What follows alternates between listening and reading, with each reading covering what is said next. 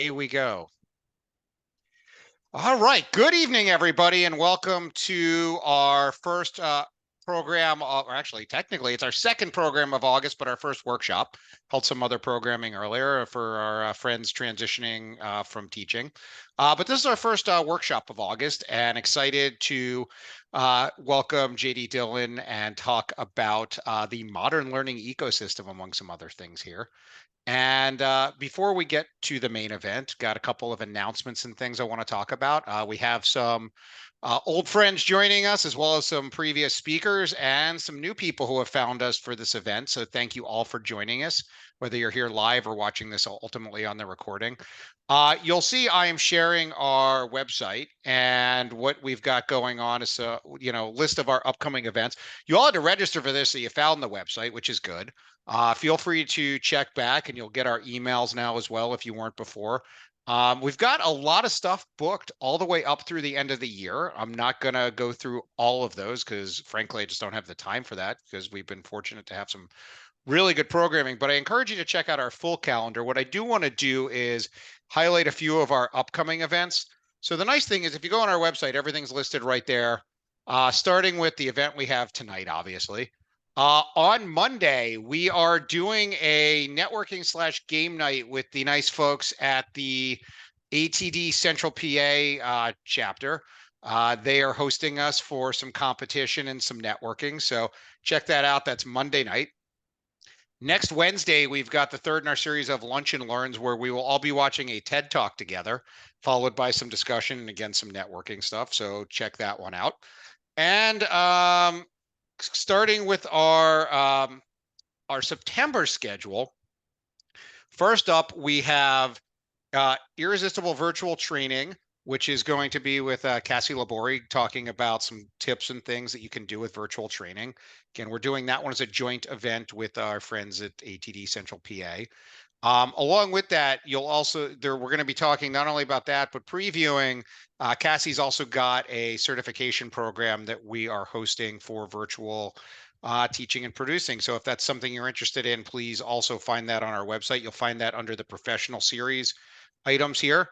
And then we also, in September, we have one that I'm hoping to add to this. We're going to have a busy September. I think we're going to have 3 weeks in a row of workshops as some people come back from vacation and post Labor Day. But the other one we've got up there right now is about Canva and using Canva to unlock creativity, being the title. Our host for that one is Rachel Hemberger, who also happens to create all the lovely graphics that you see floating around, including there's perfect timing, hers in particular. So she's going to show us what she does to build these, not only for the stuff you see on our website, but also for use in training materials. So if you have Canva and you're looking to unlock some stuff with it, come check us out. All right, so that's what we got coming up. I will also highlight here that our partner and sponsor events. So some other good things coming up here. Just you can check out all the events there, and they link out to our partners. So good stuff. And if you're looking for things in the community, for those who are outside of the Philly area, this is Philly area focused, but we're doing most of our events virtually. So we welcome you to come back for others as well. All right. And moving on to our sponsors. One nice thing is that we are able to keep the costs of our programming low, and as well as our membership, due to the generosity of our sponsors. And if you haven't joined and would like to, it's only $25 a year, and that gets you access to all of our webinars, as well as discounts to our professional series events, and as we start to schedule some in-person stuff to those as well. So thank you to our sponsors, starting with Judge Learning Solutions, who is our website sponsor. You can find them literally on every page on our website. And they have two main things that they do. One is placement. So if you are either hiring or looking for a position, you can reach out to them. And then the other one is custom content development. So again, their information is all over our website. Literally, you can click anywhere and get to their page. And then also want to thank Degreed. They are our email sponsor, so you will see their information in each of our weekly emails.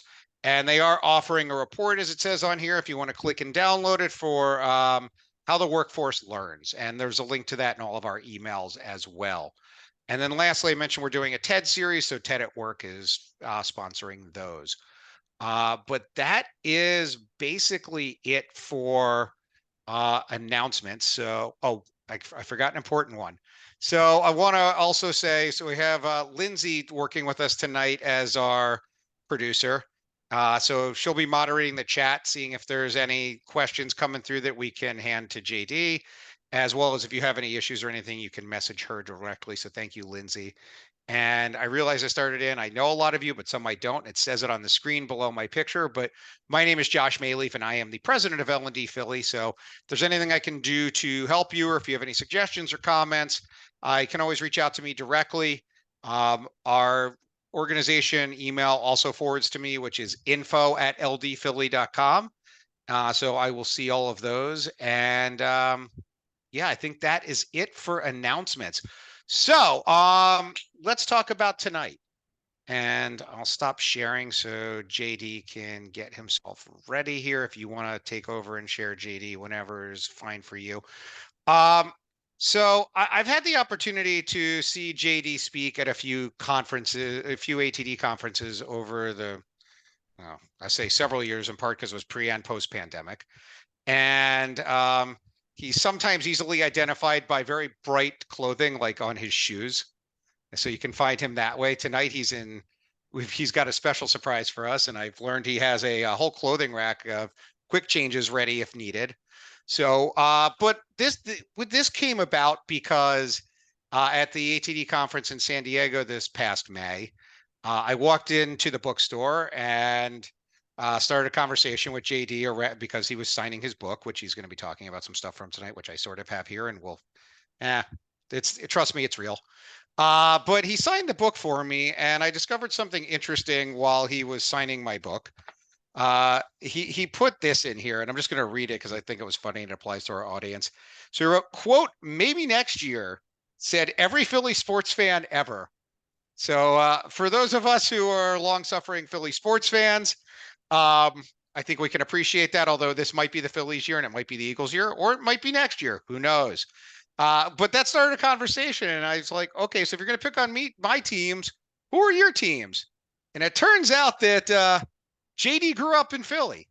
So we have a, prodigal son, I guess, son may be returning here. And I thought it was also interesting if you look at his bio and his background, he's done a lot of stuff in the L&D field over the last several years to build up to where he is today, including he lists in his bio about working at AMC theaters. But what he didn't put in his bio is that, and he may need to clarify this, but I think you said you were an usher at the AMC theater that is 5 minutes from my house and where I saw a movie this weekend. So there are some local roots here. So welcome back. Thanks for speaking to us. And I'm excited to hear what you got. Now, if you're wondering, the big question is, why did it take me this long in my life to purchase a Marty McFly costume? Because in my opinion, hi, everybody, I'm JD. Back to the Future is a perfect movie. And yes, I did start my career, or my first job ever was working at AMC theaters at the Chamonix Mall, where I was a concessionist and an usher in 1999. So the opening weekend of American Pie. Flashback, everybody. So hi, everybody. Thanks so much for hanging out with me on a Tuesday night while I'm dressed like this. But we're going to take a journey, if you will, through time, through space. We're going to talk about time, as it were. But good thing is we have an intimate gathering tonight. Happy to make this as much of a conversation as you would like. If you have questions about anything as we go, as mentioned, I'm going to dive into several themes from my book as part of our time together. But the first thing I want to ask, because today is a time travel themed, Back to the Future themed event, haven't you always wanted more L&D presentations to be Back to the Future themed? I know I have. What year, if you had the chance, the DeLorean's in your driveway, what year would you go to and why? Hopefully for funsies, not the question of like, I would change the world because, not really that, just what year would you go to and why? In the chat, let me know. My answer, while you're typing, relates to what I just said. I'd go back to 1999 One, because I'd like to catch me at the end of high school again and have a conversation. Two, it was the best year in cinema history. Fight me is what I challenge everybody. But if you go back and you look at the movies that came out in 1999, it's a ridiculous year of cinema. Fight Club, as an example, which anyone who ever, if you ask someone what their favorite movie is and they say Fight Club, you should look at them with a bit of a side eye. But The Matrix came out in 1999. American Beauty came out in 1999. American Pie came out in 1999. So it's just a ridiculous year of cinema, probably the best ever. So I'd go back because I missed most of that in the theater. So I'd want to check out 1999 in cinema again. 80, Philly sports year. I'm with you there. 80, the last time we didn't really have to say maybe next year. I mean, the Eagles have done some things since. Flyers, you have to go back a little bit further. 83, last year of high school, good call. 2500 BC, Carriages coming out of left field. Wonders of the world, as it were. 2001, relived college basketball glory days. I like it. So let's start our conversation about time. So as I said, I've been looking for a reason to have a Back to the Future themed conversation. And the cool thing is that AI is giving us that opportunity today as we dive into the modern learning mindset, rethinking the role of L&D in today's workplace. Cautionary moment. This presentation includes a variety of images generated with artificial intelligence. So one, I just like to inform anybody anytime that I build content using AI, I like transparency is a good thing. But two, if you're wondering, how did I manage to generate a Back to the Future themed learning and development presentation? It was using AI. So happy to talk about that if you have any questions as we go through our conversation today. As mentioned, today's conversation is wrapped around my book, The Modern Learning Ecosystem. It's like, again, you read the book and you watch the movie, and the book has more context and the movie's kind of the highlights from the book. That's what we're doing here today. So more information about today's theme and the modern learning ecosystem available at the silliest URL in the history of authorship, jdwroteabook.com. All information there, including information on how you can read the book with me. But let's dive into the conversation. So the modern learning ecosystem, my book, and a lot of the conversations that I have as an L&D professional who's been doing what I do for the past 20 or so years with companies like Disney, Kaplan, AMC, as previously mentioned, and now Exonify, is really thinking about what are the challenges that learning and development professionals face today, and how do we need to rethink the work that we do in order to properly deliver value to the people we support in today's workplace. So I'm curious to get your perspective as the bully Biff challenged Marty in Back to the Future. What challenges are the biggest ones that you're facing as an L&D professional right now? Or what are the biggest challenges you think L&D is facing right now? So drop in the chat. What's the biggest challenge L&D is facing right now in your day-to-day, or maybe the industry as a whole?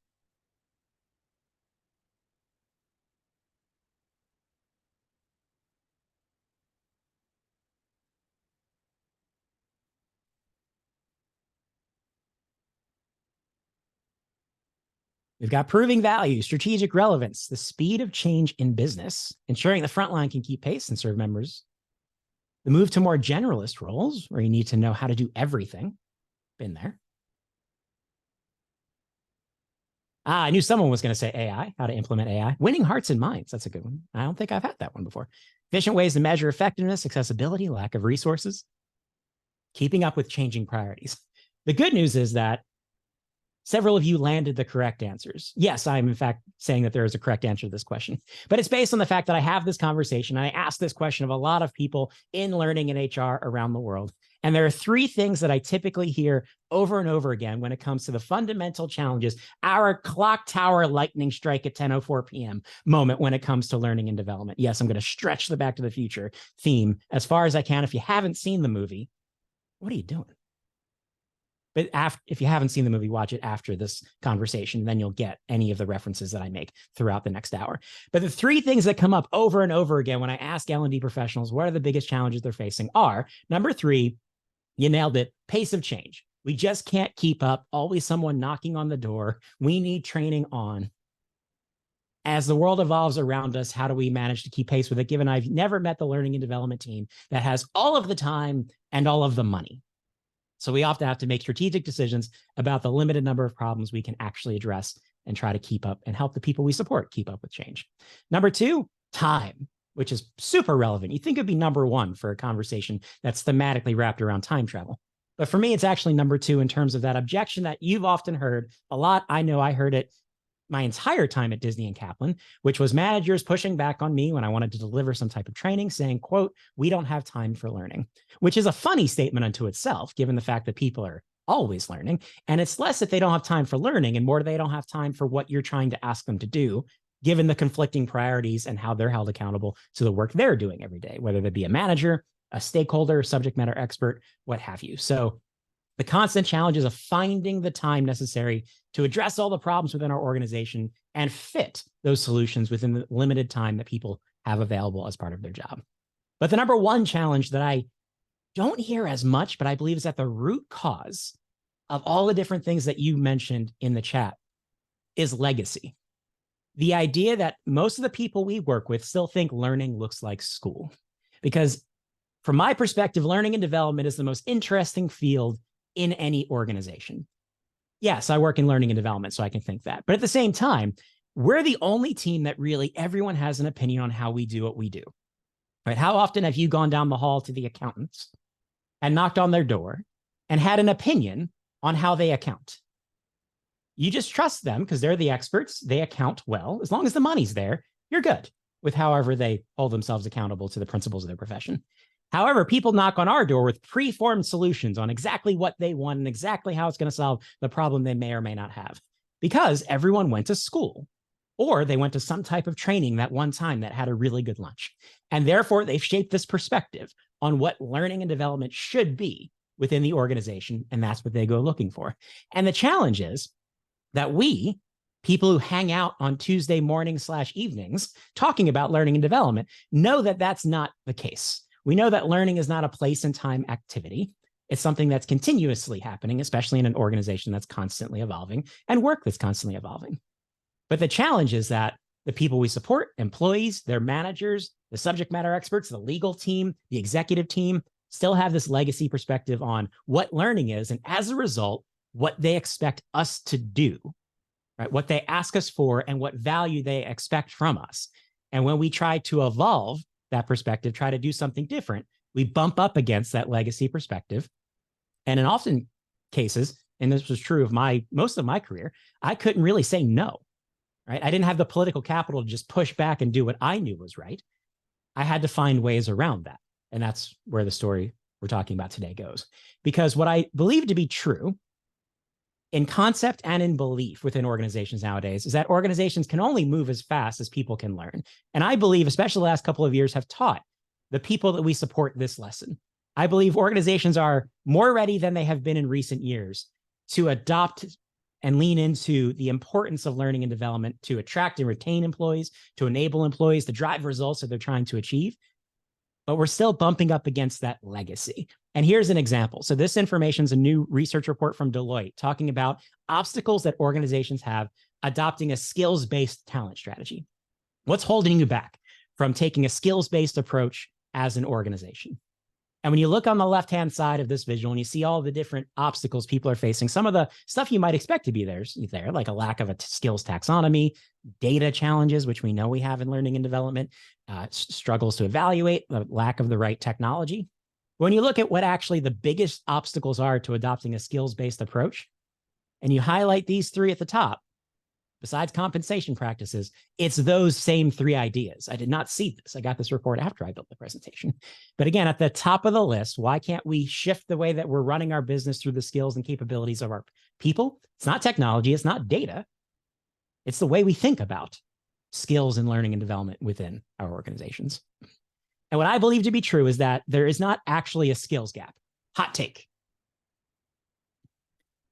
I think the skills problem, because we are struggling to find people with the right skills, to prepare people with the right skills. If you are in any way involved with long haul truck driving, you know how difficult it is to get people who are trained to be effective truck drivers and how much money people who are truck drivers now make because of how limited those resources are. But the skills gap isn't the problem. It's the result. It's the result of years of not properly focusing on the fact that there's limited opportunity for learning and development within organizations. So I believe the problem is not the skills gap. The problem that we and our organizations need to address is the lack of persistent opportunity to develop the knowledge and skill you need to be successful and then help your organization be successful into the future. And that opportunity gap exists for a wide variety of reasons, everything from having access to the right tools. Think about the different technologies people within your business use. Maybe your corporate team has access to certain types of tools, while your frontline team has access to limited technology as part of their job every day, which automatically limits their access to different types of content and resources.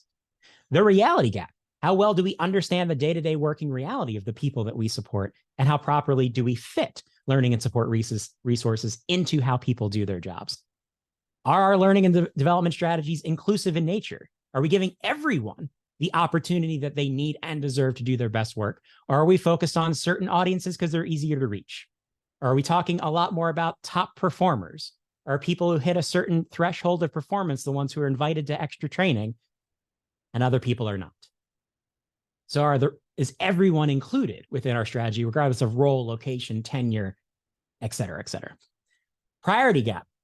How are we prioritizing skill development alongside the day-to-day workings of the job? Are they seen at a similar level, or is learning seen as a disruption, something that distracts people from doing the job, which results in a lack of priority and a lack of time? And then there's mindset. Again, that idea that learning looks like school, the way we fundamentally think about learning based on what happened in the past, as opposed to what we're capable of doing today.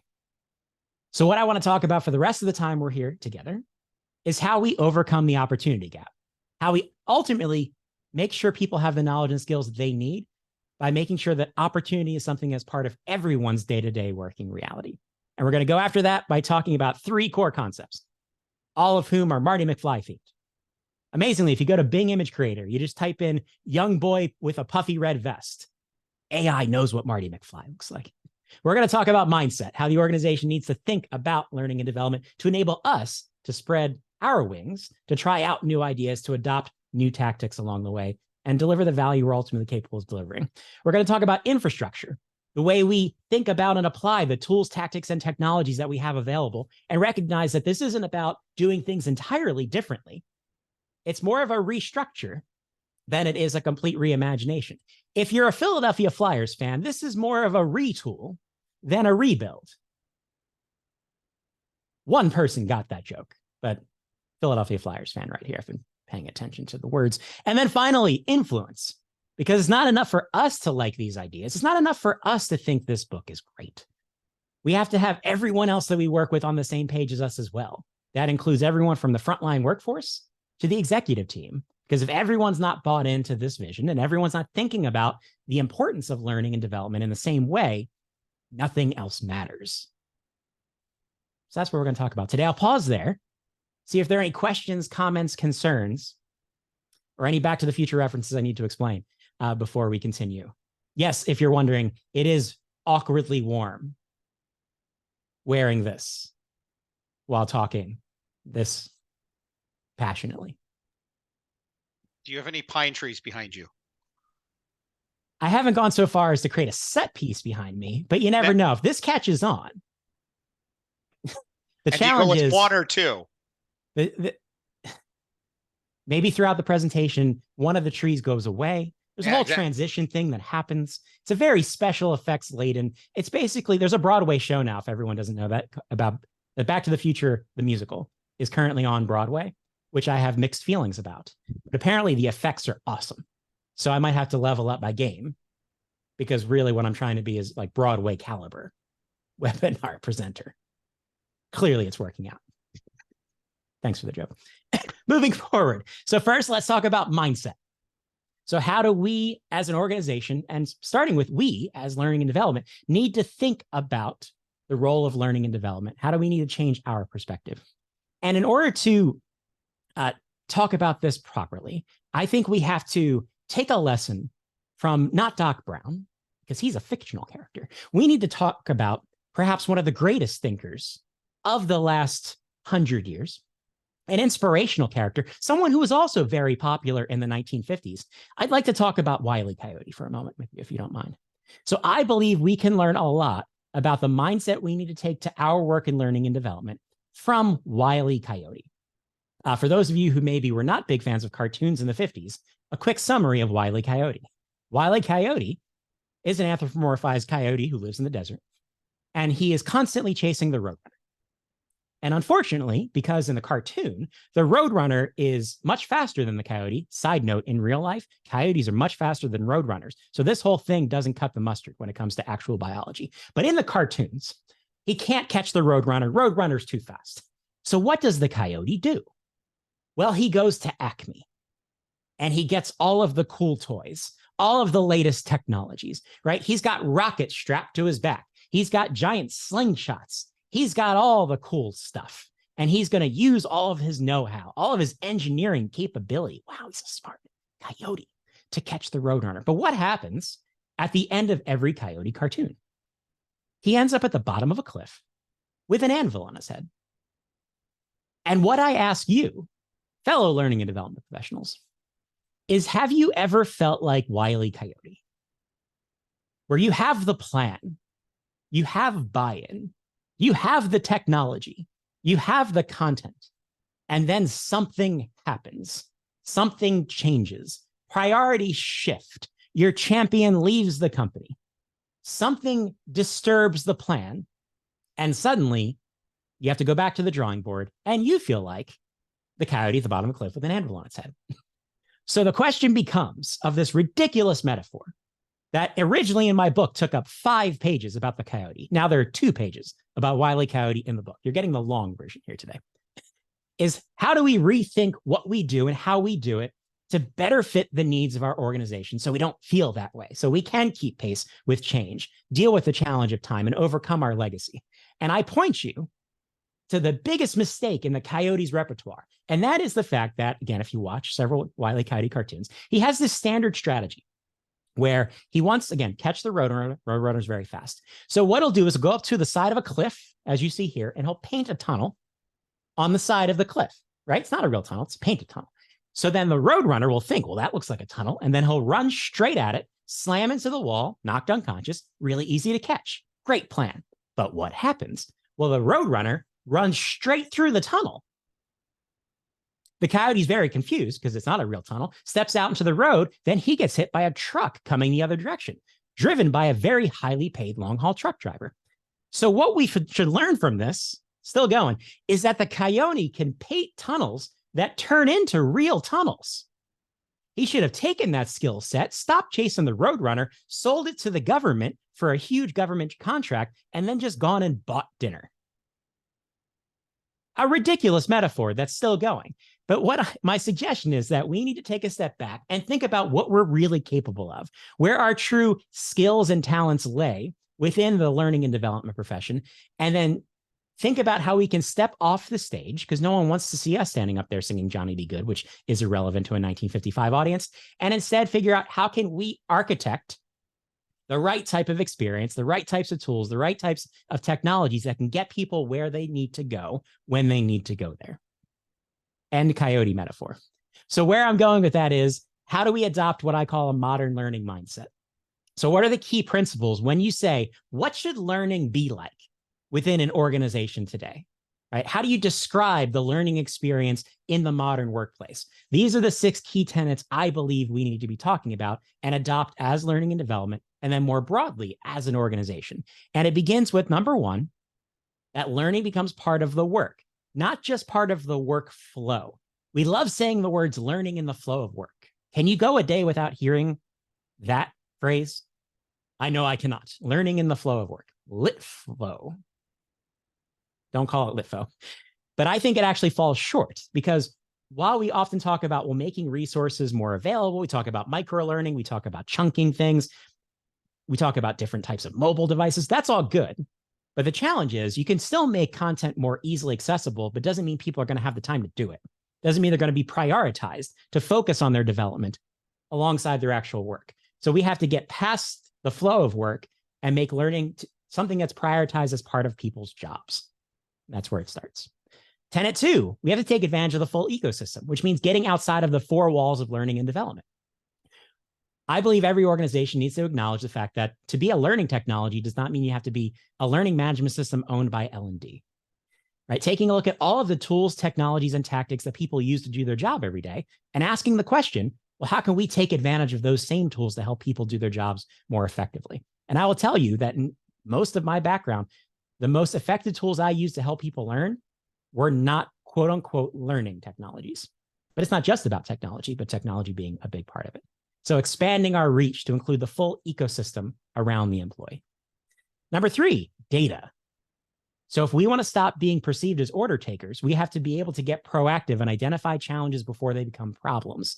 That means making the necessary investments in time and effort to fix our data and measurement challenges that we know we've had for the past 40 to 50 years at this point. And that's a whole nother session and a whole nother conversation. But broadly speaking, if any of our existing measurement models were going to work, they would have worked by now. So we have to take a different lens to the way that we use data so we can get proactive in how we identify challenges and make decisions as learning and development. Otherwise, we're going to continue to be reactive and people are going to need to come to us versus us going to them with solutions. Number 4, making sure that learning is an equitable experience. I mentioned that already towards the beginning when it comes to that opportunity gap conversation.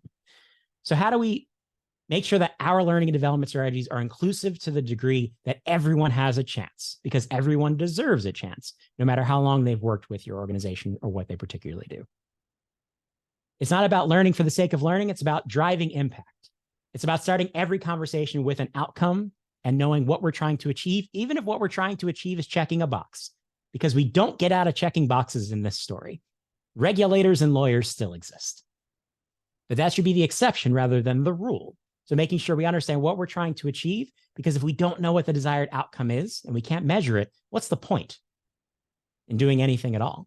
And then finally, fostering agility as an organization. I believe we are critical to helping the organization be able to pivot and move and deal with change as they go. But that requires us to get out of this programmatic classroom-based place and time version of learning and adopting the type of conversation, the type of strategies we're talking about here today.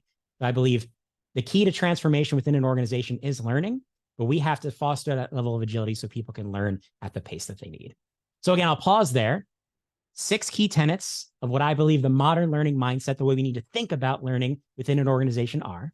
I'm curious to get reactions or questions that you may have about these 6 ideas.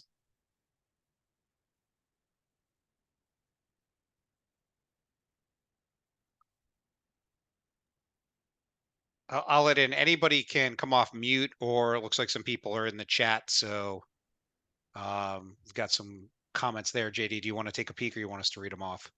Sure. An example, I see question about example of point 2, as well as how do we make learning a part of work. That is coming up in the next portion. So I will answer both of those with the second point around infrastructure, because I believe it requires us to approach problem solving differently to enable people to see how learning can be part of work as opposed to a disruption from work. So it starts with clarifying what the mindset is and then applying that mindset in how we go after the types of problems that we address as L&D. So it's coming. And when we talk about impact, I'll ask one. Mm-hmm. Right. I've seen more and more the idea of, not the idea, but more articles, more posts, more webinars on ROI. Yeah. And so that's what we're talking about, is making direct connections back to the business with the numbers piece of it. Yeah, it begins with understanding what did we actually change, right? Did we get to the desired outcome? Again, like I said, it could be a compliance-oriented thing in the state of California, and what we're trying to achieve is 100% completion rate on a course.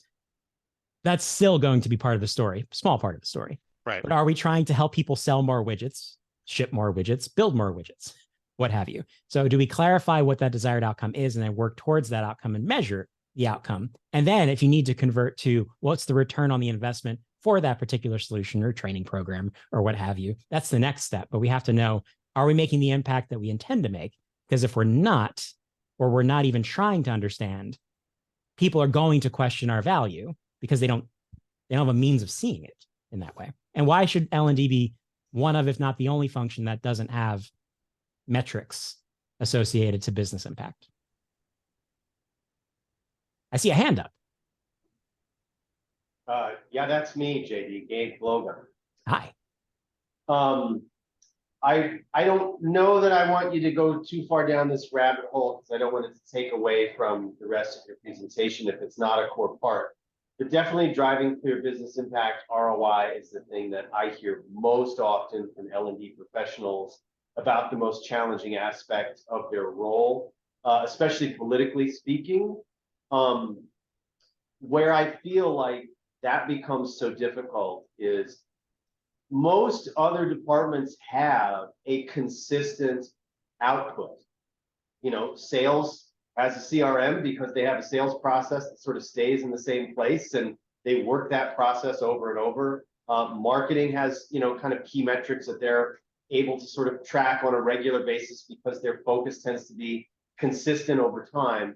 When L&D is dealing with and trying to address different challenges across different parts of the business, it feels like the necessary metrics to measure impact change with every single project. So there's this sort of massive setup cost of just measuring the thing in the first place, to where that can take almost as much time as designing and delivering, whatever the learning intervention happens to be, so to speak.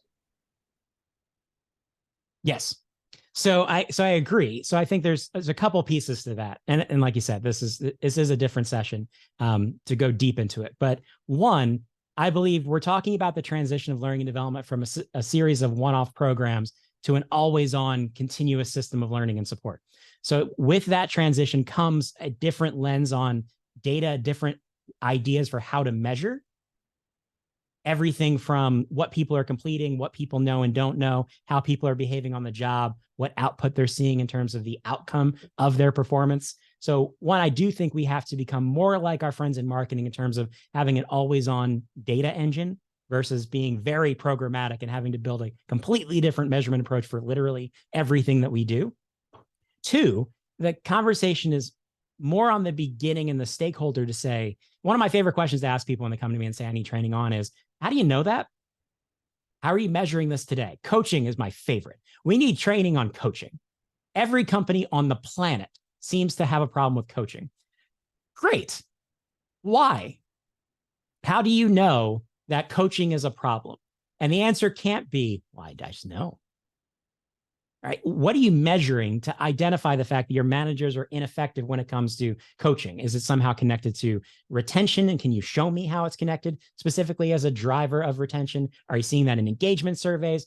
Where are you picking up this idea that there's a gap that we need to address before we even get to the question of, well, is it actually a learning and development problem? Is it a knowledge and skill problem? Is it environment? Is it technology? Is it motivation? All the things that influence performance. Because I thought you were going to the so many things influence performance. How do we isolate the impact of learning and development when so many other things could change someone's performance, which is another challenge that we have to overcome that can be overcome if you do it right.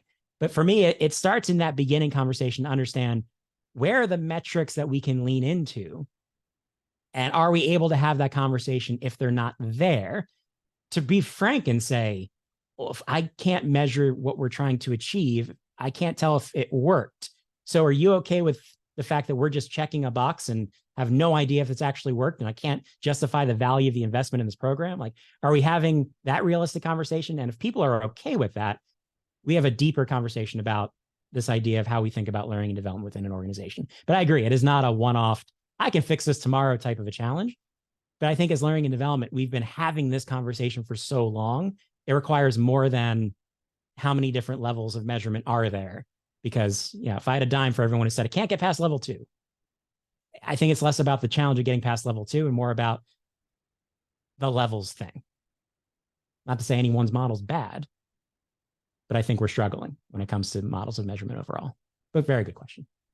Agreed. We had another question in the chat. Sure. How do we win the hearts and minds of leadership so they see the value of having a modern learning mindset? Oh man, now you got part 3. So I'm going there too. So hold that. That is part 3. As we jump to part 2, which here's another image of DeLoreans from different time zones. And the point I was going to make here was that by adopting a modern learning mindset, we get the right support to the right time, when and where people need it, whether it's in the 50s, 1885, 1955, 1985, Back to the Future theming. So how do we bring this to life? This is going to answer a couple of the questions in the chat before we get to that last question, which was, well, how do we get other people to care? That's where we're headed. So a side note, Bing Image Creator doesn't know what a flux capacitor looks like. So I couldn't generate that particular image. So pretend this is the fuel cell for our DeLorean time machine. But the idea here is, how do we shift the things that we do, the tools, tactics, and technologies we apply in our job to align with that idea of a modern learning mindset? And it starts here by, again, thinking about, what do people need to do their best work every day? And I don't know everyone here in the Zoom chat. I don't know everyone that's read my book. So it's difficult for me to speak to specifically the tactics that you use. However, I believe, having talked to a lot of learning and development organizations, that we fundamentally do 6 things. There are 6 things that people need in order to do their best work and have that equitable opportunity to be successful in their job. And those 6 things are: 1, timely, consistent, reliable communication. They need the update, right? The latest information, the change in the standard operating procedure, the special that's taking place this week, the new regulatory change that's coming down. They need to know what's going on within the organization. They need that core job training, right? What's expected of me in my job? What knowledge and skill do I need to hit the mark, to fulfill my requirements, to be successful at a baseline? They need help, right?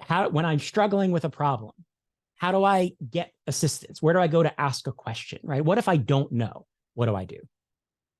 They need feedback. They need to be told, how are they doing? What should they be working on? How can they improve? They need that coaching experience to make sure that they're being pointed in the right direction as they do their job. They need the chance to practice, right? Again, recognizing that training is not something that takes place, or learning is not something that takes place. Training is. Learning is not something that takes place in a point in time. And if you look at any Philadelphia-based athlete, what are they doing when they're not playing the game? They're practicing. There's a reason athletes, even that are great at what they do, don't just play. They practice and prepare for that moment. And I think I wrote in my newsletter this week, there's a reason Steph Curry, who does not play in Philadelphia, is Steph Curry, right? He can hit a jump shot from center court seemingly automatically because he's hit that shot 1,000 times in practice. So when he needs to do it for real, it's automatic. So how do we give people the chance to practice? And then those opportunities to develop further. We talk about things like career pathing, upskilling, reskilling, those types of ideas. So how do I take the next step to develop new knowledge and skill that might be outside of my current requirements for my job? So I generally distill everything that people need to be successful. Again, a lot of different things that you do in learning and development for different organizations, down to these 6 ideas. Then the question becomes, how are we prioritizing those 6 things today? So here comes a drawing exercise. So if you happen to have pen and paper nearby, if paper is still a thing that you may have, maybe you just have Post-it notes, which is what I have on my desk. I want you to do a drawing along with me. So the idea here is that I do have pen and paper. So I took the 6 things we just talked about and I represented them as the blocks here on the screen. And the idea here is that we're going to stack the blocks based on how you prioritize these concepts in learning and development. The most important stuff is going to go on the bottom of our drawing. So we're going to kind of build a house. So the block that's most important goes on the bottom, then the second most important, then the third most important, stacking them to the top. So the most important thing, the thing you spend the most time and effort on in L&D is at the base, and the thing you do the least of is at the top. How would you stack these blocks? I'll give you just a second.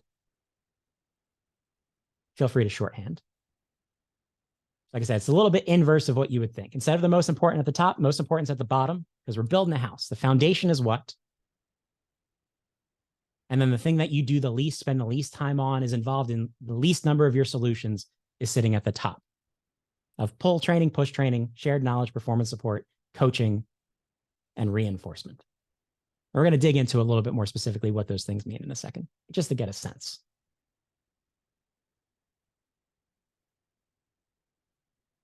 Give a couple more seconds to finish up the artwork. I do expect these things to be hung on a fridge later, and then you have to explain to your children why. And then you'll say, well, a man on the internet was dressed like Marty McFly. And then your children would be like, I don't know who that is, and I haven't seen that movie. It's from the 80s. What are you even talking about, parent? I assume that's how parenting works. As you can tell, I don't have children. All right, so I want to do a comparison. Let's see how my drawing compares to your drawing. So this is how I would have stacked those blocks based on what I see within learning and development organizations in a variety of industries, where the structured stuff is at the base, right? The structured side of training, whether it's something that people are required to do, push training, something people might do on demand, and the performance support stuff, the reinforcement stuff's at the top. the things we do less of. Maybe they show up in some of our programs, but we don't often give people a chance to practice. Maybe we don't have a way for them to go ask a question every time. But this is generally what I see. So I'm curious, how close was I to your drawing? Did I get 6 for 6, 5 out of 6? Curious in the chat, let me know. How close did I get? But I'm going to add another dimension to my drawing as we go.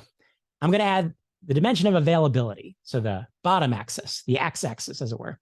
So I'm going to extend the blocks based on how easy it is for the average employee to take advantage of these different types of tools and tactics. And what you see is the things that are easier to fit into a busy workflow, things like performance support, shared knowledge, practice exercises, are at the top. And the things that are harder to get into the average workflow are at the bottom. Things like structured courses and classroom sessions and online training and those types of things. And then the question becomes, what would happen if you added weight to my drawing, right? If these were actual blocks sitting on your desk, something like this would happen. And that was a dramatic recreation of a lot of organizations' learning and development strategies, is that a lot of the other things fall aside and we're left with the structured side of training. Because again, that's the legacy perspective that a lot of organizations and even a lot of L&D people bring to the work that we do. So the question becomes is not how do we get rid of the stuff that we do today, all of those different blocks, which you're likely using all 6 of those blocks, if not at least 4 or 5 of them, but how do we reorder them, reorganize, retool, not rebuild, so that we provide that consistent experience to everyone that fits into the reality of how they do their jobs. So what we're going to do is we're going to flip the pyramid, basically. We're going to put the structured stuff at the top. So the pull training, push training, the structured courses that we build, they're still on the graph, but they're sitting at the top. And what I want to do is fill in the pieces beneath and show you how we make structured training, not get rid of it, but make it that much stronger as part of our toolkit. And I'll start at the bottom of the pyramid where I believe everything begins. I think shared knowledge is the foundation of learning and development. When people have reliable, timely access, consistent access to the information they need to solve problems on their own, everything changes. A quick example, I worked in a contact center environment leading learning and development, technology and instructional design. And the contact center managers were constantly coming to me saying, we need training on this product. We need training on this process. And I simply did not have the time to build all of the e-learning in the world. We were doing a lot of Captivate work back in the day. And then I did something where I just went out to the contact center and I just walked around and asked people, hey, what information do you have on these types of topics, like different products that you're talking about on the phone? Like, where do you get this type of information? And what I saw was a nightmare, because people had some information in a SharePoint site. Some people had a shared drive. Some people had stuff on their desktop computer. Some people had printed stuff and it was sitting on their desk. And I was staring at different version dates of all the same information. And I started to realize, well, this isn't a training problem. It is an information problem though, because people don't have a place to go to get the latest information to solve the problem on their own. So I'm doing Captivate modules where I'm talking the information at them instead of just making it easily found. So that's when I started asking the question. When people came to me asking for training, I said, well, what information is readily available on this topic that people can look up, when this problem comes up? And more often than not, the question was, oh, no, not much. Or it's buried somewhere that people can't find it. And we would always start there before we built a course. Let's make the information, 1, easy to find, and 2, easy to use. Because some of that information was available, but it was written in legalese, right? Written in a way that was not meant for application. It was meant for risk avoidance and those types of things. So we started working around the shared knowledge angle, and my request for training went down by about 50% along the way, because people suddenly accepted the idea that, well, why build a course when a job aid will do the trick? So 1, if people come to us with a problem, how do we start? By saying, well, what information's out there that people can use and solve the problem in the flow of work? That may not solve every problem, but if it solves some of our problems, we're on our way. The next layer up is performance support. So let's say you've got this amazing knowledge base with all this great information in it, but maybe someone can't find something, or maybe that information hasn't been written down yet, or they're new on the job and they just don't know how to use this information when they're talking to that customer on the phone. How do people raise their hand? That's how I view performance support, how I differentiate it from shared knowledge, is that proactive, I need help. I don't know what to do right now. And how do we make sure that the answer is not, well, 1, ask the person next to you, because that person may have no idea what's going on. And even worse, the answer can't be, ask your manager. Because one, managers have a lot of things to do. They got manager stuff going on. And two, I've met a lot of managers who have absolutely no idea what they're doing. So how do people have a reliable place to go? And the idea of each of these layers is that they're going to look different within different organizations and maybe even different within different parts of your organization. But performance support may look like a dedicated Microsoft Teams channel where people can go ask questions about certain topics. My company, I have designated Slack channels where people can ask different departments, different types of questions, and people are expected to provide answers on a certain timeline. It could be an electronic performance support tool, something like a WalkMe that sits on top of your applications and provides guidance and help along the way. In one organization that I worked with, I just took the subject matter expert list that I used as the L&D person, and I posted it where everyone could see who to ask questions of. I asked for permission from those people first. I didn't just put them on blast via email. But instead of someone emailing their boss, who then emailed a person they knew, they're on vacation, and then they emailed someone when they got back, people could just go directly to the subject matter expert for that very specific topic versus hoping they got an answer. So making sure everyone has a place to go when they need help. Now we're going to pass an important line on the diagram. We're going to pass what I call the need to know, nice to know line. Because everything we've talked about so far is that nice to know information that maybe someone doesn't have to retain or at least right away, because there's an infinite amount of information available within any organization and no one knows everything. But there are certain things you have to know and certain things you need to remember in order to make the right decision, to keep yourself or others safe, to make the sale, to use the machinery, whatever that may be. And that's where the next layer of reinforcement comes in, because I can look up a lot of information, but what about the stuff I need to remember? How am I constantly practicing with that information? How am I reinforcing my knowledge so that when I walk out of the training or I leave the classroom, I actually remember the thing that I was supposed to have learned during the online course or during that classroom session? So I do a lot of work, as an example, with question-based reinforcement. So asking people a couple of questions every couple of days to make sure that they don't just remember trivial information, but they would know how to apply the information to solve a problem. So if this scenario were to arise, how would you solve this issue? What would you do in this particular situation? And you'd be surprised how effective multiple choice questions can be when they're not just used as test questions, when they're used as questions that actually challenge someone's ability to solve a problem and retain key pieces of information. So giving people the chance to practice applying what they learn before the moment of truth arises. Then the one additional layer that we're filling in is coaching. This is where managers come in. I believe frontline managers are the most important people in learning and development. More important than us, more important than the employee themselves, because a manager has so much influence over how someone does their job, right? How they spend their time, what the most important priorities are, what resources they have access to. Do they have time to go to training or not? The manager influences everything, and they're also there doing the job with, hopefully, their employees. So how do we inform that experience? How do we make sure managers have the skills and the insights needed to provide the right type of feedback and coaching as part of their experience? So instead of turning managers into teachers or trying to make managers teachers, which they're often not hired to do and often don't have the skill set required for, some are great, a lot aren't. How do we make sure they're great as coaches? Because that's what we expect them to perform. Or maybe the manager isn't the coach. Maybe you have a designated coaching team of some type, making sure someone's there to provide feedback about how people do their jobs. And then the last two layers of our framework are the things that we are often most familiar with. That structured side of training, instructional design, coursework, programs, but they're at the top of the framework because they're applied only when necessary. If we have to get this far into a solution because a problem is so complex, because a compliance requirement requires us to deliver someone some type of structured or formal training, because the risk is so high if someone doesn't remember how to do something or doesn't know how to complete a particular process. So that's where either the on-demand pull side of training or the structured push side of training becomes a key part of our solution. But the idea here is, and I'll pause to see what you think and what questions you have.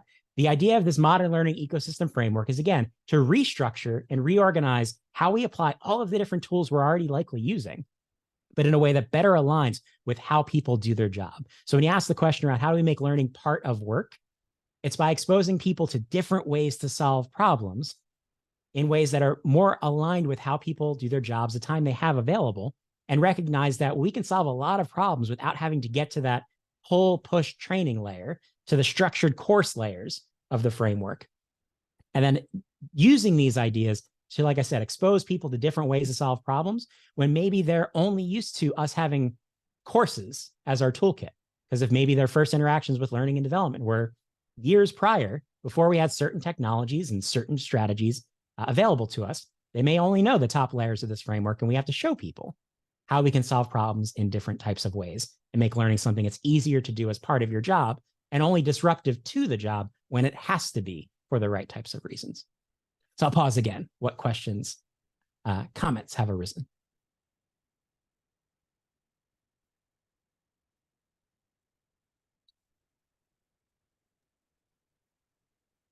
JD, I don't know if you saw Josh's comment in the chat. He's asking, so this isn't necessarily an order, or like as in most people start new jobs with push training, which would be, akin to onboarding. So the idea is that even with, so let's take onboarding as a situation. So you're going to go through a structured learning experience that likely has a firm start and end date. So going back to my contact center example, people were in a classroom for 3 weeks in the contact center to complete a lot of structured training. Problem is, how much do they remember when they come out of that 3 weeks of training? Almost nothing, right? Especially when onboarding is taking place. How much else is going on in the life of that employee? New job, where do I eat lunch? When do I get paid? Is my manager nice? Do I have any friends here? Right? There's so much else taking place around a person during onboarding, in addition to getting just slammed with information that they may have almost no ability to take in because maybe they've never done this type of job before, or they've never had a job before in the case of someone who's maybe new in their career. So the idea is that while that structured training is still at the core of the onboarding experience, the layers beneath that push training also activate. So we look at onboarding and say, well, what information are people going to need to access coming out of the classroom so they can look it up? Guess what? They're not going to remember any of the product information that you taught them in that classroom at all, because you have a deep product catalog and a customer is going to ask them a robust question about a product. And there's no way they're going to remember it. Well, we need shared knowledge, right? Readily accessible information they can look up and apply to make sure they got that there. Great. Well, how do they ask help when they don't know, right? The customer asks the question, they have no idea how they solve that problem because they've been here for 3 weeks. Where do they go for help? Well, they're going to talk to this designated expert, or maybe they got a designated coach on their team, call them over. That's how they're going to get help. Great.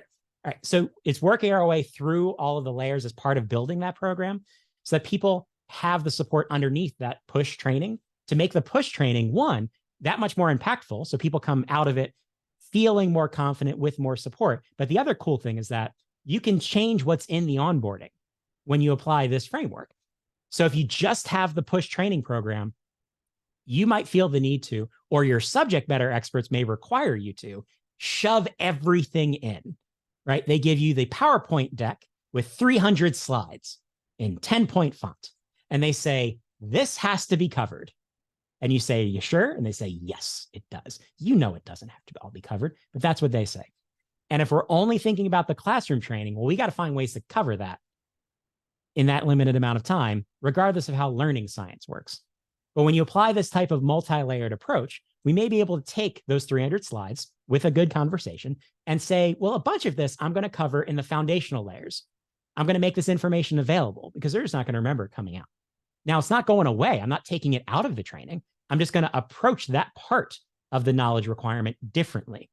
Or maybe I'm going to put it down here in the foundational layer, but we're going to reinforce it when they come out of the room to make sure that they remember or get exposed to that new information. So, when they go on the phones, and I did this as a contact center trainer, I'm going to email them a couple of reinforcement questions every couple shifts, make sure that they are exposed to some of this information they didn't get in the classroom because we were overloading them in the classroom. We're going to pulse that information out to them afterwards, but without having to do courses with it. So it gives us more options for how we go after that potential mountain of information and onboarding, as opposed to just saying, well, we got to get through all this in the classroom, while acknowledging that there's no way they're going to come out of that setting knowing that. And that's not just a 3-week classroom program, right? You might work in retail and onboarding is 2 days. And you got to learn how to work in that store and complete all the different processes associated, know what's on what aisle, and be able to deliver the customer service model and use the point of sale system in 2 days. And that also just can't happen, especially when you're short-staffed and you just need to fill people in to keep your store running. By applying this type of an approach and scaffolding people's ability to learn, it gives us the boost and allows us to focus the structured training in the right areas and use these other tactics for different purposes. Hopefully any of that is making sense. Hello, hand raised. Oh, she vanished. Sorry. Yeah, Oh, I was muted. So I'm thinking that within shared knowledge, all of the other things have the potential to live there, with the exception of push training. So I'm thinking I'm a new, I'm an employee and I have to learn. I have to, or I want to learn something to help me do my job better. So I go to this site, whether it's SharePoint or an LMS, and there I find not only like articles, but I also find, oh, here's a tutorial. So that's like pull training. I'm gonna take that tutorial, and then all right, great, that tutorial was really good, but I don't want to forget what I just learned. Are there opportunities for me to practice it? And all of those things could live together so that they're accessible to people. Absolutely. If that's the experience that makes sense based on how this person does their job and how whatever they're trying to learn applies within the course of doing their job, absolutely. The key is there that you're thinking about not just the completion of that one activity and assuming completion equals learning, which we know is not true, but we're scaffolding with the other elements represented in this framework and saying, well, to make sure that you're ready to apply, to make sure that you remember the right information, but you have access to other types of resources you may not remember, these pieces are in place and they're available in a place that also makes sense. And that leads us to the other question that was asked earlier about kind of from an ecosystem perspective. One of the challenges I see within organizations that have tried to apply these types of ideas is that when you try to do all of this in a platform that people don't regularly use, will they take advantage of it? So I had an LMS in that contact center, and I tried to put all of this in my learning management system because that was mine. And then people hate learning management systems. Well, they didn't have an opinion on it because they didn't know where it was. Right? It had a fun themed name and it was all the colors of the company, but they didn't use it as part of the job. And I would point towards a variety of different tools in our kind of lexicon with a similar challenge. Yammer. Some organizations have made Yammer work, but most did not. That's why not much more Yammer, because Yammer sits over there and then people do their jobs over here. Same for the learning management system, learning experience platform, whichever letters that you would prefer. People do their jobs over here, and then our tech often lives over there. Now, in certain cases, our tech is required because we need to launch a SCORM module or a VR module or what have you. But are we looking at the tools that people use to do their job and saying, well, how do I get closer to them versus try to make them come to us? Because learning and development is not field of dreams, right? If you build it, they will not come type of a situation. Baseball references all day. So in my case, the world changed for me when I launched a wiki platform as a kind of competitor to SharePoint within my organization. Yes, the learning and development team owned this wiki platform. I borrowed it from the IT department. I didn't even pay for it right away. And I just wanted to kind of field test what would happen if I didn't put it behind the wall of learning and development. I put the resources in a tool that could just sit there on the desktop all day and felt a lot like the tools you use as part of your day-to-day life, like YouTube, Wikipedia, Google, those types of tools, as opposed to what an LMS often feels like, which is kind of a knowledge fortress. So in that case, people gravitated towards familiar tools that I can embed in their workflow and then only jump them out into the L&D technology, the LMS, as it were, when I needed them to go there. But where did I link them? A lot to the coursework from that knowledge management tool, because they needed that to do their jobs. And one of the tricks as we go into the next section where we're going to talk about influence, actually, let me see. Let's just jump ahead. Pause, and I'll tell you how I influence them to change tools. But the idea behind what we just talked through is that we're shifting the experience of learning and development using this framework to go from a world where we're pushing information at people and hoping that people learn to instead surrounding them with the tools and tactics they need as part of work. So that shared knowledge layer, that reinforcement layer, that coaching layer becomes part of people's day-to-day working experience. And it makes the stuff we push at people, because we're still going to do courses and programs, stronger because it's feeding into that experience of work, how I'm learning and getting feedback as part of the job. And for me, it's those combined experiences that get us the outcomes we're trying to achieve in terms of improved knowledge, skill, and business performance. So in terms of what does learning turn into when we apply this type of approach and we restructure our tools and tactics, it turns into this type of an always on system of work, as opposed to learning being a place and time program, which is how a lot of organizations are still approaching, even if those programs have become shorter and more media based along the way.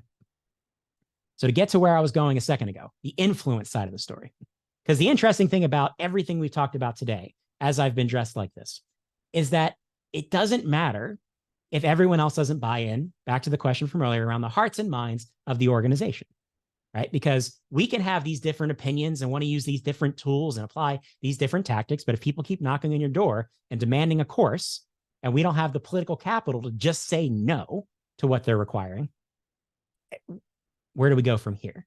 So we have to start shifting the way that people think and influencing their perspective. The problem is that we're not talking about influencing one group. We're talking about influencing a variety of stakeholders, again, from the executive team, the legal team, the IT department, the subject matter experts, the management team, and the employee base. We need everyone to get on the same page. And I'd love to tell you that's going to happen tomorrow. In my case, back to that contact center example, this was a multi-year journey that I was on. Once I started to figure out I can't build e-learning for everything that you're asking for from me. And oh, by the way, we laid off half my team. So I have even less resources than when we first got started. So I go down this path and I realize, well, I need to get everyone else on board with me. The question becomes, how?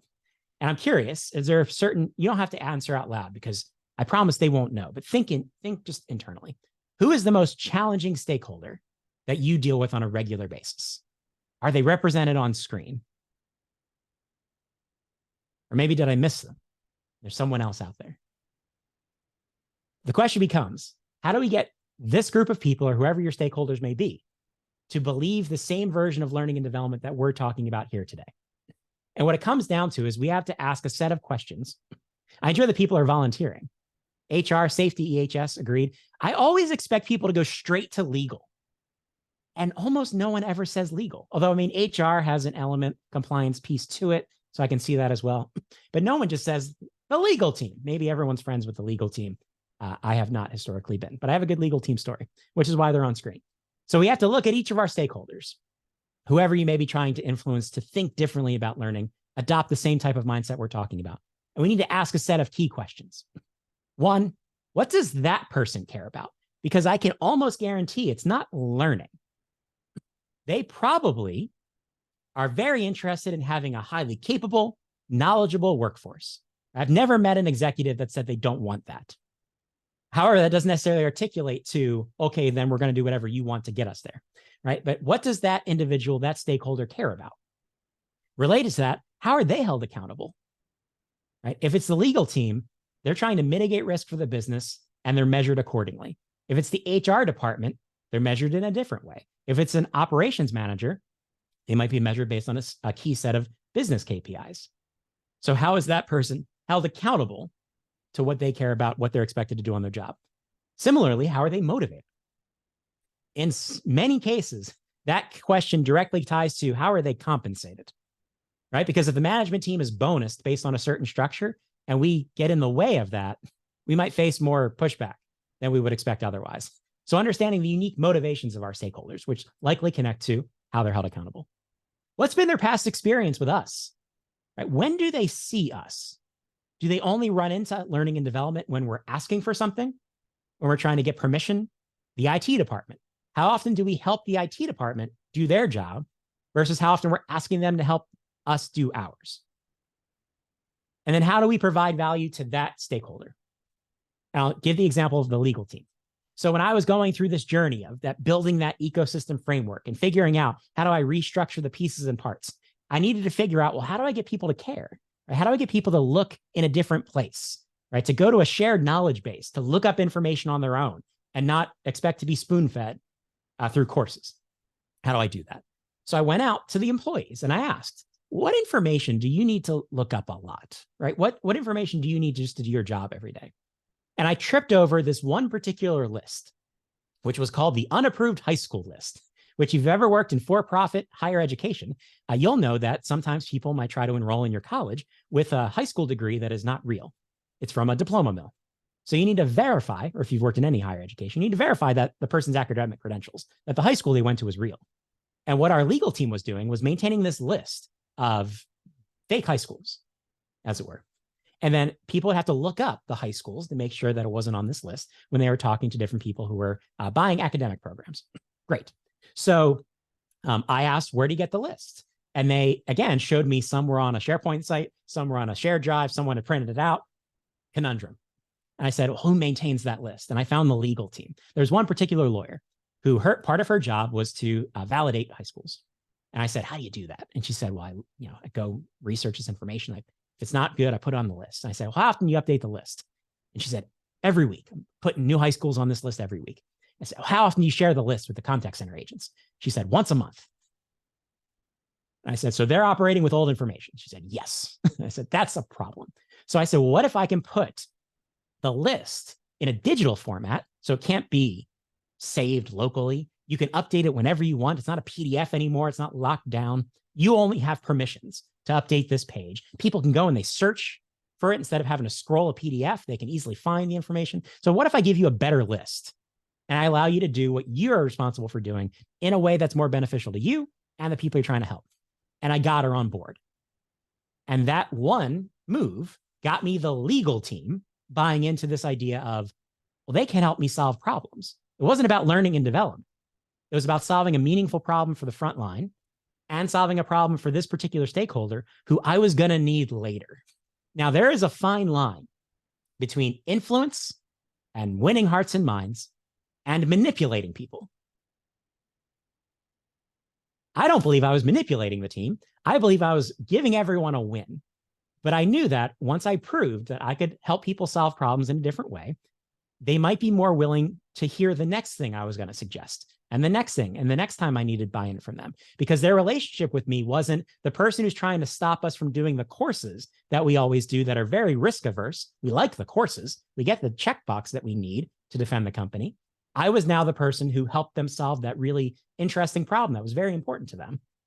Maybe I'm worth listening to the next time too. Building trust, influence. So it's a quick example.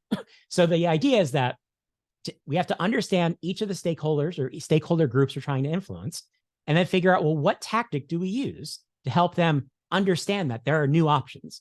We can solve problems in different ways. We can be a problem-solving partner, not just someone they look to for the structured side of training. And it's really, I call it the game of influence, because it's really kind of a mix and match of which move do we use with which player. And when we win this game, the cool thing is everyone wins. It's not manipulation, it's influencing people. So some of those examples of what types of moves might you use, I love using case studies, right? Showing that it's not just my idea. This is something that someone else has done before and it's worked. And it might be from a case study from an organization similar to yours, or maybe it isn't a company just like yours, but it's a company that your stakeholder really likes or finds really influential themselves. I often find success with that angle when I can't find an exact match. If you work in the healthcare space and I can't find a matching healthcare company, but if I know the stakeholder well enough, I can point them in the direction of a case study that is from an organization that they're going to lean in because they really respect that organization. Bringing in the outside expert. Have you ever been in a meeting where you raise your hand and you suggest an idea and then people just don't listen to what you said, but then you bring someone else in and they say the same idea and then suddenly people buy in and they think it's a really good concept? I had that happen to me many a time because often people put you in a box, right? They expect you to be a certain thing. You deliver certain types of solutions, right? They look to you for certain types of problem solving. But if you go outside that box, they don't know if they can trust you in that area. So sometimes bringing in an outside expert, someone who's got experience and credibility in a particular area, may actually help people buy into your own idea, even if it was the exact same thing that you said. Reporting. Nothing proves that something works better than data. So this is where experimentation and trying things out works. I had one team in that contact center that was my experiment team because they worked for a woman named Omega who used to be in the training department. So she understood what we were trying to do.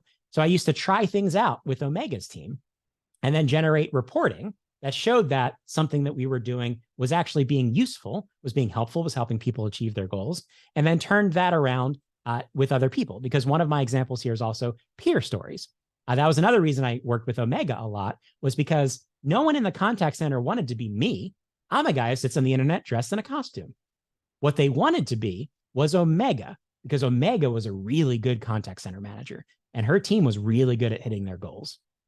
So instead of the learning and development guy getting up there and saying, this is something that we should do, I asked Omega to stand up there and say, this is something that my team has done, and it's been really helpful.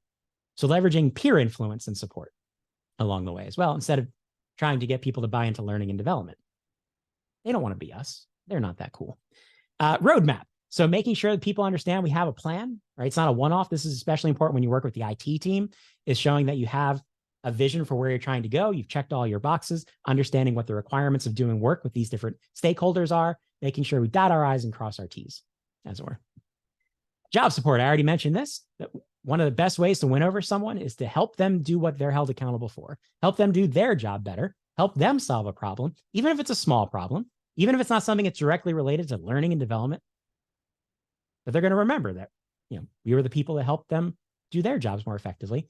Maybe tried something different with them, show them that doesn't require a course every time. And they may lean in the next time that we have a similar suggestion, because we're known as the trusted problem solver now.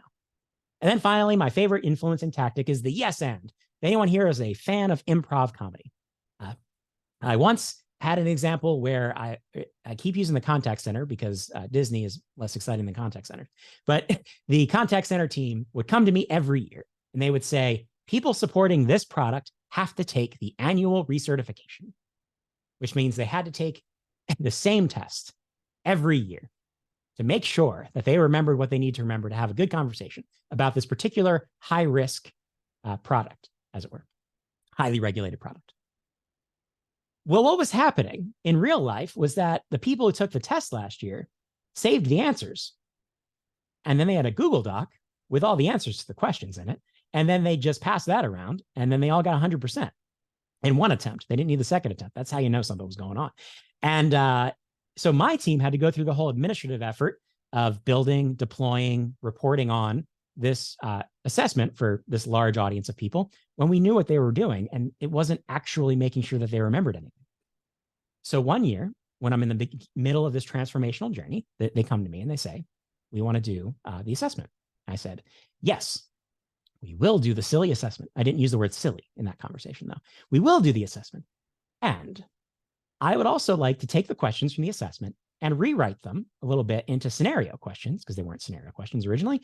And, just send them out via email every couple of weeks after the assessment. Just make sure people remember, 1, 2 questions, not going to take any time. People can really easily just answer the question, just to get a sense, are they remembering the information? And generally people don't say no to more stuff as long as you're not disrupting anybody or spending anyone's money. So they said yes. So great. We deployed the test, and then we deployed these reinforcement questions at the agents and pulsed them over the course of the next year. And then next year they came around and said, hey, we need to do the assessment. And I said, yes, we will do the assessment. And I'd like to show you something first. Let's take a look at the data that I have. We've been doing those questions, as you know, every couple of weeks. And I can show you actually right here that this is what people know now about the particular product that we're talking about. That's neat, right? And suddenly they said, well, what if we did the reinforcement thing? Like we just sent a couple of questions like every couple of weeks. We wouldn't have to do the tests every year because there's no regulator requiring us to do it. We are doing it because we're risk averse. And I said, it's a great idea. We should do that. So it took me a year to get off of doing that annual assessment, but it's just a silly but simple example of sometimes we have to lean in and do what maybe is not the greatest solution in the world, but demonstrate to people that there are alternatives, that there's a different idea, that there's an augmentation to that, and show them how it works in real life before they maybe buy into doing things a little bit differently. So that's my yes and story. And that comes to the end of our conversation today. So to summarize, before to see if you have any questions or feedback, I'm curious to get your thoughts. I firmly believe, again, that we play a critical role in helping our businesses keep pace with the constantly changing realities of the different markets that we serve, the industries we serve, and the workplace in general. But I believe the door is also open for learning and development right now in a way that it hasn't been for a long time, because people have recognized for various reasons over the last couple of years that we don't have the skill base required. Right? We're missing capabilities we need to be able to not just prepare for the future, but in some cases, execute our operations day to day. So the door is open for us to shift the value proposition of learning and development and how we approach solving problems. But I believe it's critical for us to, one, start with not tools and content and technology, but start with mindset, starting to influence people to think differently about learning and development. That enables us to open the door to rearranging the way that we approach solving problems with different tool tactics and technologies, and then demonstrate to people that we can solve their problems in different ways, so they ultimately are influenced to adopt a similar modern learning mindset that we talked about today. So that is my Back to the Future laden story. Again, that's just the highlights of what's in the modern learning ecosystem. If anyone has read the book already or picked up a copy, very interested to hear what you think, but I go into much greater detail. I promise the Coyote story is shorter in the book than it was during our conversation today. Also, if you're curious and you're just like, I want to hang out with this guy more, I've released the industry's first read along, which is your ability to on-demand read the book with me.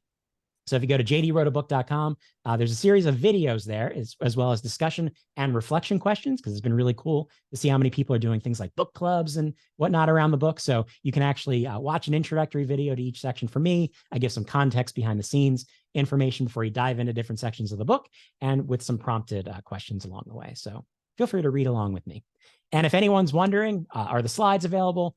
Because you're very interested in the Back to the Future related art. Yes, they are. So if you go to learngeek.co, my presentations page has this presentation, minus the proprietary artwork, as well as I have a newsletter on Substack, or if you just want to reach out, connect with me afterwards, happy to chat and help out however I can, besides being in the Zoom today with you. But with that said, I know we've only got a couple of minutes left. I'll pause to see if there are any questions or comments before we adjourn for the evening/morning, depending on where you may be on Earth.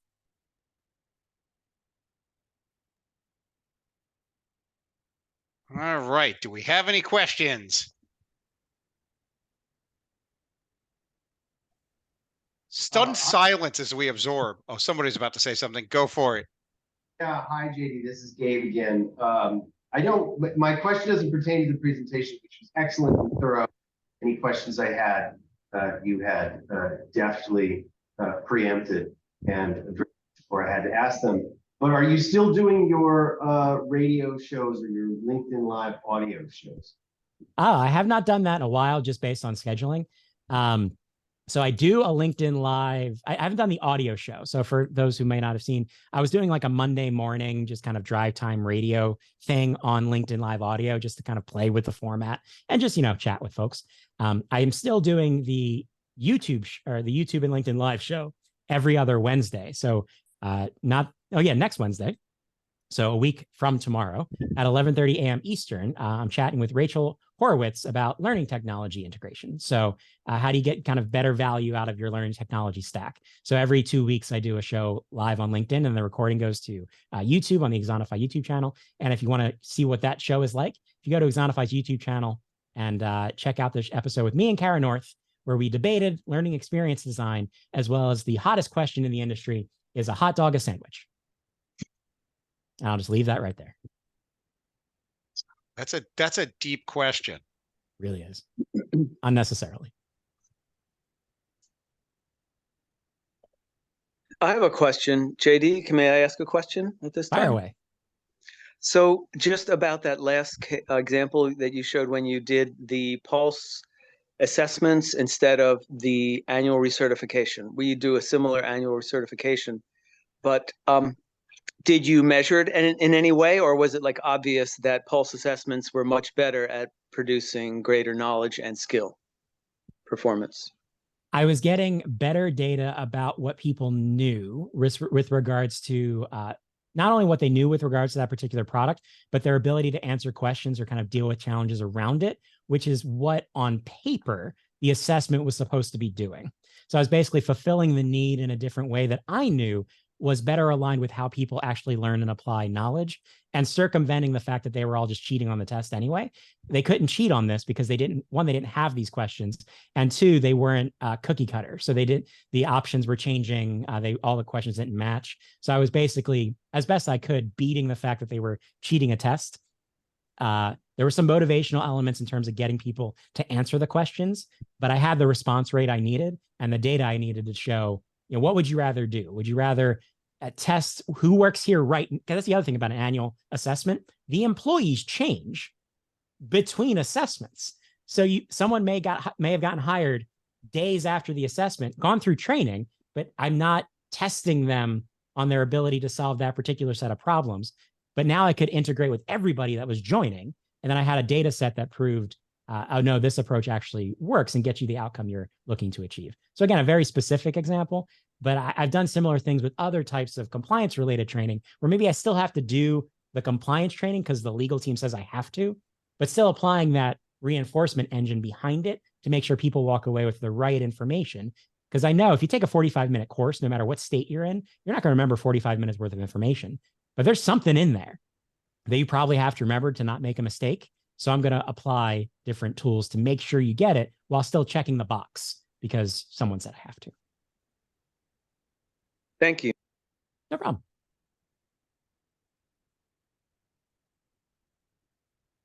Any final questions? Besides, yes, if you're like, I want to make Back to the Future themed presentations, if you use a Bing Image Creator, created all of the images in today's presentation that weren't humans, because AI is not great at people at this point without a lot of effort.